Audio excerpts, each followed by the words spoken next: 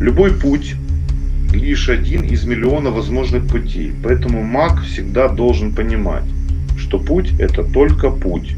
Если он чувствует, что это ему не по душе, он должен оставить его любой ценой. Любой путь это всего лишь путь. И ничего не помешает магу оставить его, если сделать это велит ему его сердце. Его решение должно быть свободно от страха и честолюбия. На любой путь нужно смотреть прямо и без колебаний. Маг испытывает его столько раз, сколько находит нужным. Затем он задает себе вопрос, и только самому себе один вопрос: имеет ли этот путь сердце?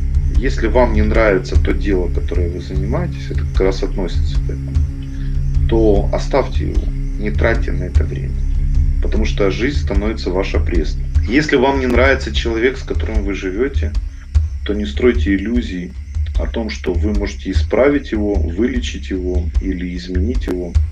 Это невозможно. Изменить другого человека, поверьте мне, это невозможно. Человек меняется сам. Притом для многих может звучать разочарованием, но изменить характер человека невозможно. Человек с этим характером, с этими задатками, он рождается. Характер не формируется в процессе роста или познания, формируется мировоззрение, а характер, он не формируется. Человек приходит с таким характером. Если человек пришел с мерзопакостным характером, это базовая закладка, которая дает человеку возможность выстраивать. Это как каркас, на который нарастает мировоззрение. То есть характер это скелет, а мясо и все остальное это мировоззрение, восприятие, способность воспринимать. А вы не переделаете скелет. Если человек родился с какими-то недостатками по скелету, то это пожизненно. Другое дело, что тренировками он может изменить свое восприятие, но характер останется тот же. Если у человека характер совпадает с определенным мировоззрением, то это будет плохой человек. Да? Ну, плохой человек в плане всех этих ассоциативных дуальных моментов. Характер человека определяет его и вирт. То есть человек определяет свой вирт, ему закладывается в характере его вирт. Потому что закладывается в характере направление задач духа, задач воплощения. И характер это способствование, знаете, как определенным моментам. То есть это определенное удобство или определенное направление, по которому человек может развиваться. Поэтому изменить он свой характер до последних дней не сможет. А вот изменить мировоззрение, изменить восприятие он может. Когда человек меняет свое восприятие, меняет свое мировоззрение, то может показаться, что у него изменился характер. То есть стал он такой какой-то спокойный. Нет, дорогие мои. Вы просто справились с теми задатками вашего характера. То есть, если в характере у вас лежит вспыльчивость, вы и остались вспыльчивы. Вы просто приняли это и стали это контролировать, или научились это контролировать, эту вспыльчивость. Вы научились ею управлять при лучших обстоятельствах. Но в силу мировоззрения вы просто выполняете определенные задачи души. У вас может быть этот задаток характера и в дальнейшем. Изменять характер человека – это неблагодарное дело любого наставника. Характер человека изменить невозможно. Мы в силу этого и отличаемся друг от друга. А вот изменить мировоззрение можно, но не насильно. Человек все равно будет менять мировоззрение сам. Вы можете быть катализатором или помощником. Это да, может быть. Но все равно вы насильно не измените. Потому что если человеку нужно быть подверженным социальному мимированию, он пока это не проживет, пока он не поймет, что его таким образом обманывают, его свободу, вы ему не объясните, вы ему не докажете. Вы ему не скажете, что государство врет, правительство врет, политики это самые первые лгуны. То есть человек, идущий в политику, это лгун. А почему? Не потому, что это плохой человек. Нет. Потому что сама профессия политика, она предполагает ложь. Потому что там очень есть много тайн. Эти тайны нельзя разглашать всем. Вот им приходится лгать. Это они, если даже не умеют лгать, то через год, находясь в политике, их научат. То есть, жизнь научит. Иначе он выплюнется с политики. Вот, так. На самом деле, люди, которые в политике, они могут вполне быть неплохими людьми. хорошими даже людьми, замечательными людьми, может быть замечательный, хороший характер. Но лгать им приходится в силу профессии. То есть, профессия такая, знаете, вот как профессия водителя, умение управлять, это мастерство какое-то, управлять автомобилем, чтобы без аварии довести груз. Все это его мастерство, он в этом ас. Это тоже нужно, когда мы выбираем свой путь, свое направление, свою жизнь, например, ту же самую политику, если кто выбрал, да, то это его путь. Если человек не может заниматься и быть успешен в том направлении, в которое ему не нравится. И маги это поняли в первую очередь, маги древности и те, кто понимают, осознанные люди. Они знают, что все, что ты делаешь, ты должен делать в удовольствие. Тебе это должно приносить максимум радости. То есть ты должен наслаждаться своим путем. И если этот путь мрачный, и ты его делаешь через силу, от него нужно избавляться. Он не нужен, он не твой путь. Если вы получили специальность, работаете в какой-то, например, работаете в какой-то организации, вам не нравится организация, смените организацию. Если вам не нравится сама профессия, не выполняйте эту профессию, не делайте это. Измените профессию, переориентируйтесь, занимайтесь делом, которое идет от сердца. Вот это очень важно. Потому что то, что вы делаете не от сердца, вы делаете в ущерб себе. И это кажется незаметно, но для преодоления самого себя, делания или идти не своим путем, вы тратите намного больше жизненных сил и энергии, чем если бы вы это делали то, что вам от сердца. Маг всегда должен помнить, что путь – это только путь. А путь нам нужен для чего? Для того, чтобы мы могли, опять же, вспоминаем, познать бесконечность себя. Поэтому если путь становится днем сурка, каждый день одно и то же, и это никак нас не развивает и никак нам не дает, и мы там себя уговариваем, как же, надо же как-то деньги зарабатывать, как же у меня там кредит или еще что-то, то это не путь, потому что вы будете ковылять понемножку, понимаете, вы будете ковылять на этом пути. Вы не будете успешны, вы не будете достаточно зарабатывать, вам это не будет в кайф. Это вас будет угнетать, угнетать и угнетать. Маг это знает. Поэтому он всегда помнит, что путь – это только путь. Если он чувствует, что это ему не по душе, он должен оставить его любой ценой. Любой путь – это всего лишь путь. И ничто не помешает магу оставить его. Если сделать это велит ему его сердце. И его решение должно быть свободно от страха и честолюбия. Это то, о чем я говорю. Страх. Как я буду кормить семью? Честолюбие. Как же я тут уже столько достиг? Я столько здесь уже добился. Это дело моей жизни. И как это я могу все это оставить? Но если этот путь тебе не нравится, то его нужно оставить. Решение должно быть свободно от страха и честолюбия. На любой путь нужно смотреть прямо и без колебаний. Маг испытывает его столько раз, сколько находит нужным. Затем он задает себе и только самому себе один вопрос. Имеет ли этот путь сердце? И если этот путь не имеет сердца, он его оставляет.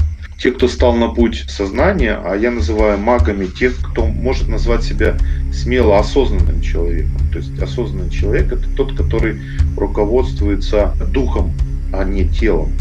То есть дух его ведет. То есть он обращает внимание на свой дух, на верхние энергоцентры, если хотите, на верхние чакры. Он развивает свой ментал, развивает свой каузал, развивает свой будхиал и развивает свою атму, а не то, что ниже. То, что ниже, оно функционирует и там. Маг испытывает, сколько находит нужным. Испытывает это, получает эти испытания, пока они его учат. И когда наступает день сурка, когда наступает это однообразие, которое ни к чему не ведет, то он должен быть готов отрешиться от этой ситуации и без страха, и без какого-либо честолюбия освободить этот путь, уйти от этого пути. Иначе этот путь он занимает. Это может быть не его путь, это путь другого человека. Почему получается так в жизни, что много людей занимаются не тем, чем они хотят? Потому что получается, кто-то однажды занял путь другого. Поэтому освободи этот путь, дай, пусть этот путь займет тот, кто будет успешен, у него будет от сердца, ему это будет нравиться.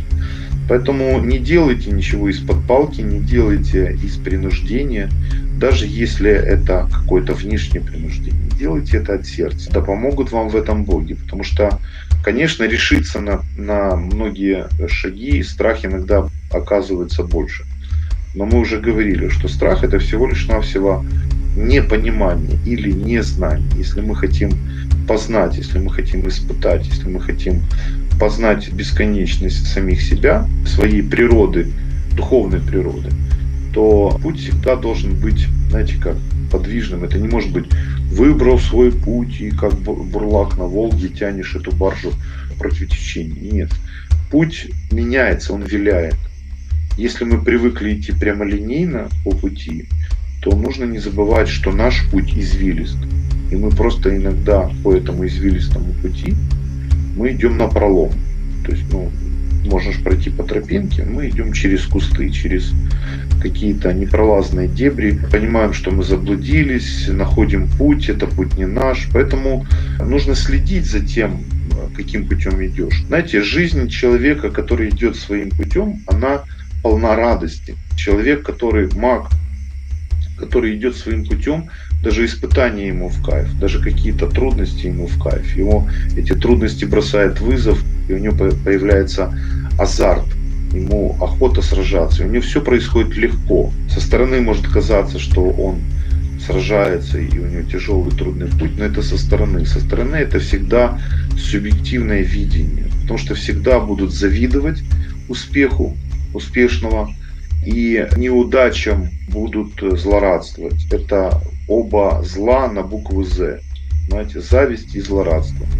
Поэтому маг не обращает на других внимания, он идет своим путем, он получает от этого удовольствие, он получает от этого радость, ему дается все легко, и он проходит очень легко испытания. Ему не нужно прошибать лбом стены, потому что если возникают трудности или испытания, то эти испытания бросают вызов силе мага. И это очень хороший способ проверить свою силу, проверить свою стойкость. И он с радостью принимает это. Поэтому даже испытания или трудности они принимаются с радостью. Это когда маг, а я уже говорил, магом я считаю человек, который живет духом, а не телом. Это человек, который всегда радуется. Но эта радость не эйфоричная, не фееричная, а это радость внутренняя. Она и составляет тот костяк или те зажимы, или те стойки, если хотите, костыли, подпорки внутренней гармонии. Это и делает человека личностью. Именно вот эта внутренняя радость, удовлетворенность и даже в трудные моменты стойкость к этим трудным моментам. Не все время солнышко, иногда бывают ветра и шторма, и они проверяют, показывают, где брешь. Знаете, вот человек, проходя свой путь, он постоянно сталкивается с испытаниями или с какими-то противостоянием. И эти противостояния маг понимает, что они должны быть. Почему? Потому что показывают слабые уязвимые места. То есть где нету защиты. То есть, например, одел кольчугу, а где-то здесь вот у тебя незащищенное место. То есть ты, получая удар, получая боль, ты понимаешь, что здесь нужно еще где-то поставить какую-то защиту дополнительную. Или на руки перчатки, или смотря где в лоб, значит шлем нужно переделать, где-то там. То есть я говорю переносно, но смысл понятен. Как проверить, идешь ли ты своим путем? Очень просто. Есть 3 вещи. Человек живет в радость здесь и сейчас, ему радостно, ему на сердце хорошо, он наслаждается моментами здесь и сейчас, он с ясным взором встречает будущее, он не оборачивается на прошлое, кроме как взять опыт. Он не горюет о том, надо было так или так. Это всего лишь путь. Ты его уже совершил. И если у тебя есть в жизни какие-то вещи, которые могут послужить опытом, уроком, то из прошлого маг извлекает опыт. И все. Поэтому назад он не оглядывается. Потому что, как правило, понимая, чтобы не копаться в прошлом, не тратить время на воспоминания или вспоминания, он извлекает опыт здесь и сейчас.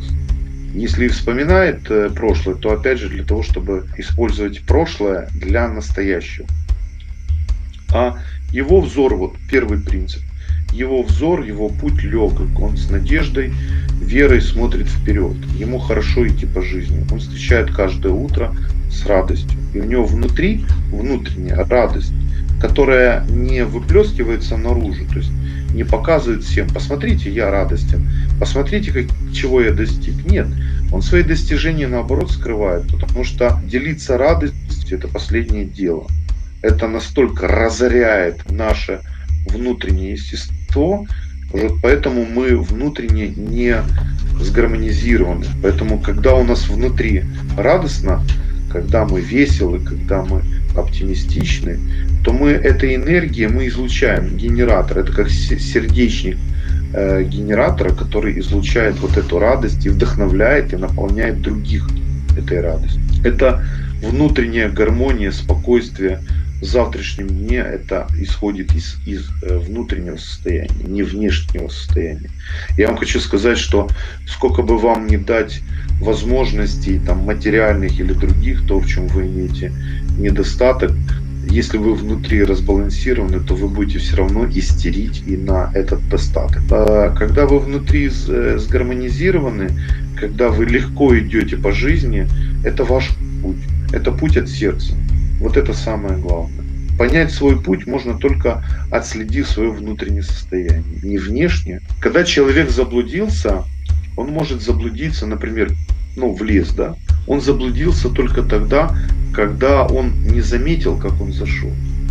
И он может заблудиться и не выйти из этих дебрей, если он начинает паниковать. Ты заблудился и не знаешь своего пути, это успокоиться. Это стать спокойным, потому что интуитивно ты сразу поймешь, куда тебе надо идти, чтобы ты вышел на дорогу, чтобы выйти из этой запутанной ситуации. Вот это самое главное. Ведь вы поймите, что даже те ситуации, которые в вашей жизни происходят, и кажется, что они безвыходные, но абсолютно безвыходные. То есть вот строил, наконец построил безвыходная ситуация. И вот нужно сделать так. В некоторых случаях нужно успокоиться, трезво посмотреть не вокруг, не пугаться тех монстров, которые рисует наше воображение, избавиться от иллюзий, просто посмотреть и сказать: есть как есть, вот я здесь, да, я запутался, да, не нужно себя грызть, как я сюда попал, как я мог поступить так опрометчиво, зачем я это сделал 5 лет назад, или почему я эмигрировал именно в эту страну, надо было сразу туда, я потерял. Убираем это все.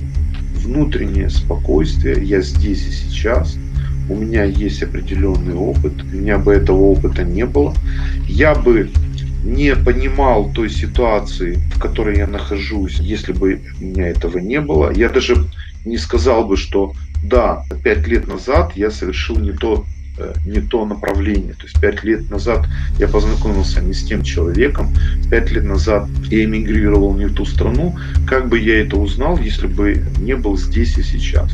И вот эта вот гармоничность, внутреннее спокойствие, она создает вот это понимание, что все изменения, которые происходят, и все то, что происходит, они ведут человека к его пути. Это его путь. Оказывается, это его путь. Не надо сожалеть о том, что я не с тем познакомился, или я не туда эмигрировал, или я не ту работу нашел, или я закончил не тот институт. Никогда не поздно начать все заново. Никогда не поздно. Можно все начать заново. Пока мы живы, у нас есть возможность все попробовать. И научиться игре на гитаре, и путешествовать. И наши ограничения только у нас здесь. Помните, что ваш путь — это тот путь, который идет от сердца. Если он идет от сердца, значит вы на своем пути. А если вы паникуете и хаотично ищете, то вы можете еще больше запутаться. Нужно успокоиться, нужно наполниться внутренней радостью. Порадоваться за себя, за свои достижения здесь и сейчас. Оглядеться, посмотреться. Вот я такой, каков я есть, благодаря тому пути, который я прошел. Потому что нету бессмысленной жизни. Каждая жизнь, она имеет смысл. Каждого человека. И у каждого есть свой опыт. И если вы прошли именно этот опыт, а не опыт другого человека. Конечно, если вы живете с завистью на другого человека, то вы живете жизнью другого человека. Если вы выбрали себе какого-то кумира, там, певца, артиста или еще кого-то, и это для вас как пример в жизни, то где вы? Вас нет. Но и это все может быть. И это все может быть. Но если мы говорим о маге, то маг всегда проверяет каждый раз, как по компасу. Поэтому внутреннее спокойствие, здесь и сейчас, понимание себя, где ты находишься, это внутренний компас. Понимаете? Это компас, который соизмеряет, иду ли я на север, иду ли я своим путем. Вот где-то так.